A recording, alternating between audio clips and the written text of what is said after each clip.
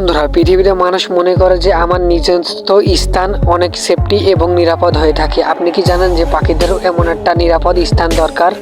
আপনারা জানলে অবাক হয়ে যাবেন যে পাখিদের এমন সুন্দর সুন্দর মানুষ যেমন প্ল্যান করে বিল্ডিং বানায়, পাখিদের আল্লাহ এমন সুন্দর বুদ্ধি দিয়েছে, তাদের বাসা দেখলে আপনিও একদম অবাক হয়ে যাবেন। আজকে আপনাদের এমন কিছু অসাধারণ পাখির ট্যালেন্ট দেখাতে চলেছি যে এর আগে কখনো দেখেননি। আসলে এমন কিছু পাখির বাসা দেখাতে চলেছি যে এর আগে কখনো দেখেননি।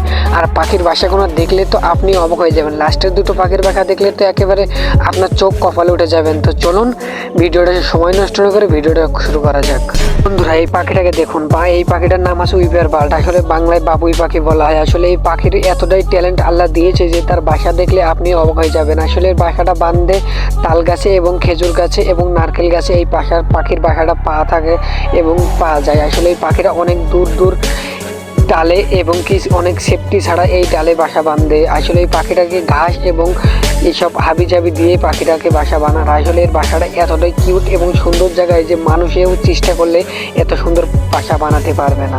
2 নম্বর এই পাখিটাকে দেখুন, এই পাখিটার নাম হচ্ছে হামিং বার্ড। আসলে পৃথিবীর সব থেকে ছোটো পাখির হিসাব করতে গেলে সব থেকে ছোটো পাখি এটা। আর এর বাসাটা দেখতে কিছুটা কাপের মতন দেখা যায়। আসলে এই পাখিটা বাসা বাঁধতে এতটাই এক্সপার্ট যে এমন মুলাম তুলা এবং ঘাসপালা দিয়ে এই পাখির বাসাটা বাঁধে। আসলে এই পাখির বাসাটা অনেক সফট হয়ে থাকে। আসলে এ যখন ডিম পাড়ে এর ডিমটা অনেক ছোট ছোট হয়ে থাকে। 3 নম্বর এই পাখিটাকে দেখুন, এই পাখিটার নাম ঈগল। আপনারা হয়তো 100-এর মধ্যে 100 জনই জানবেন এই পাখিটার নাম। আসলে এই পাখিটা এবং ভয়ঙ্কর এবং খতরনাক হয়ে থাকে। আর এর বাসা সম্পর্কে জানলে আপনিও অবাক হয়ে যাবেন। আসলে বন্ধুরা, এর বাসাটা অনেক বড় হয়ে থাকে। মনে হয় যে মানুষ এখানে কোনো গাছের উপরে পোয়াল এবং বিচুলি দিয়ে এমন ঘর করেছে। আসলে বন্ধুরা, এই পাখিটার বাসা অনেক বড় হয়ে থাকে এবং খতরনাক হয়ে থাকে। নম্বরে পাখিটাকে দেখুন, এই পাখিটার নাম আছে বি অয়েল পাট। আসলে এই পাখিটা এবং কি সমুদ্রের ধারে এবং কি গর্তের মধ্যে থাকে। আসলে বন্ধুরা, এই পাখিটা বেশিরভাগ 100-এর মধ্যে 90% পাখিতে গর্তের ধারে এবং নদী নালার ধারে এমন গর্ত করে থাকে।